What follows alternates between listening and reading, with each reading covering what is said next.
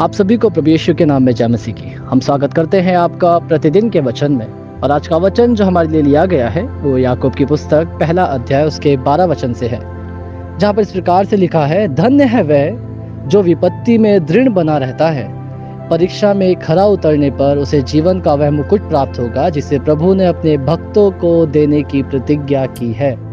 Hallelujah. मेरे प्रियो, ये वचन आपने कई बार सुना होगा, कई बार पढ़ा होगा, कई बार इससे प्रचार सुना होगा, कई बार इसमें से मनन किया होगा और परमेश्वर ने आपसे बात की होगी।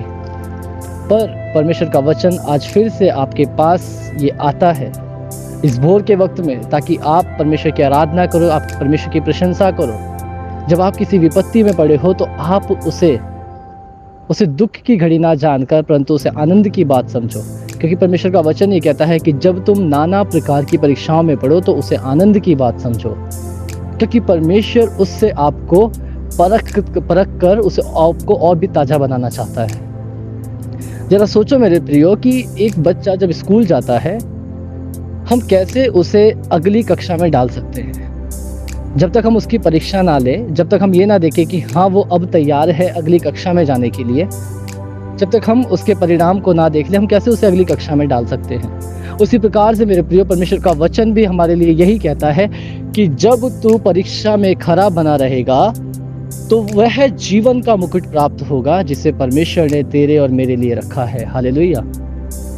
मेरे प्रियो, याकूब यहाँ पर इस बात को लिखते हुए बताता है कि वह जीवन का मुकुट, मेरे प्रियो, हमारे लिए जो परमेश्वर ने तोहफा रखा है वो कोई मामूली तोहफा नहीं, परंतु वो जीवन का मुकुट है जिससे आप और मैं मृत्यु के बाद भी जीवित रहने पाएंगे।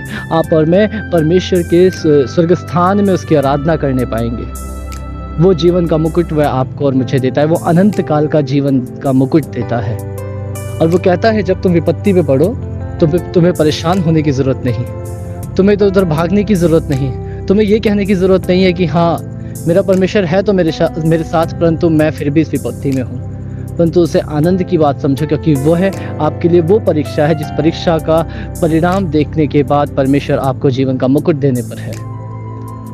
और जब आप उसमें से खरे व्यक्ति निकलते हैं, जब आप उसमें खरा पाए जाते हैं, उस परिणाम में अच्छे पाए जाते हैं, तो वो आपको तत्पर रहता है कि आपको जीवन का मुकुट दे, आपको अपने प्रेम से भरे, आपको अपनी पवित्र आत्मा से भरे, आपको अपनी शांति, अपनी आशा से भरे। वो तत्पर तैयार रहता है मेरे प्रियो। तो क्यों ना हम जिस किसी भी विपत्ति में क्यों ना हो, जैसी भी परिस्थिति में क्यों ना हो, कैसी भी परेशानी में क्यों ना हो, हम खड़े रहें।